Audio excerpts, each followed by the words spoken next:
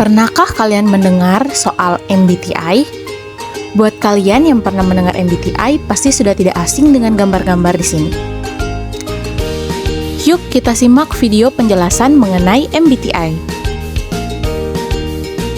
MBTI diciptakan oleh pasangan ibu dan anak Katharine Briggs dan Isabel Briggs Myers pada tahun 1962. Mereka berdua terinspirasi oleh Carl Jung setelah membaca bukunya yang berjudul Psychological Types. Itu tersebut mereka gunakan sebagai dasar dari tes kepribadian yang mereka kembangkan. MBTI mengelompokkan 4 sifat seseorang dalam 4 bidang. Yang pertama adalah extrovert versus introvert.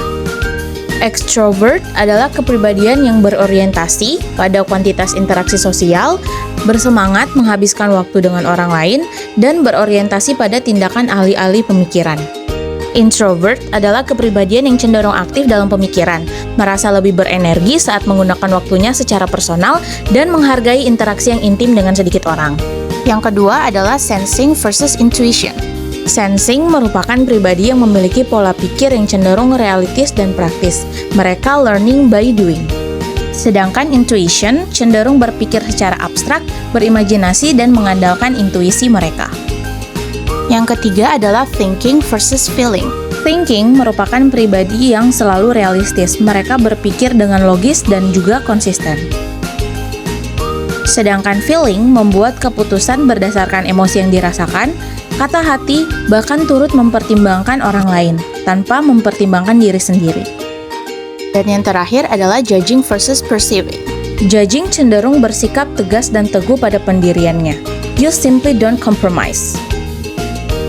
Sebaliknya, perceiving merupakan pribadi yang cenderung fleksibel, adaptif, dan tidak kaku. Jadi, apa MBTI itu? Menurut Trainiers 2009, MBTI adalah tes kepribadian yang digunakan untuk membantu individu memahami tipe kepribadian mereka dan menemukan karir yang sesuai dengan tipe kepribadian mereka. Berikut adalah kekuatan dan kelemahan tes MBTI. Berikan pemahaman yang lebih baik tentang diri sendiri dan orang lain, membantu dalam pengambilan keputusan dan komunikasi yang lebih baik, memberikan pandangan yang lebih luas tentang kekuatan dan kelemahan individu, digunakan untuk meningkatkan kinerja tim dan organisasi. Untuk kelemahannya sendiri adalah yang pertama, tidak sepenuhnya dapat diandalkan sebagai alat pengukur kepribadian. Yang kedua, tidak dapat menggambarkan kompleksitas kepribadian manusia secara menyeluruh. Tidak dapat digunakan sebagai satu-satunya alat untuk pengambilan keputusan. Tidak dapat digunakan untuk memprediksi perilaku manusia secara akurat. Dan yang terakhir, tidak dapat digunakan untuk mengukur kemampuan atau keterampilan seseorang. Nah, sekarang teman-teman sudah mengetahui apa sih definisi dari MBTI, sudah mengetahui mengenai sejarahnya, dan juga apa kekuatan dan kelemahan yang dimiliki oleh MBTI. Sekarang kita masuk dalam penerapan MBTI dalam pelayanan konseling di sekolah dan luar sekolah dalam bentuk program. Berikut ini adalah penerapan MBTI di sekolah. Yang pertama adalah bimbingan karir. Yang kedua adalah penyelesaian konflik antar siswa. Yang ketiga adalah pengembangan kepribadian.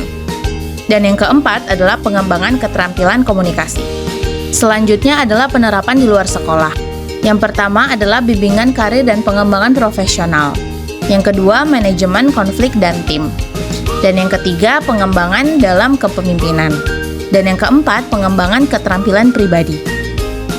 Sekian presentasi dari kelompok kami ucapkan terima kasih.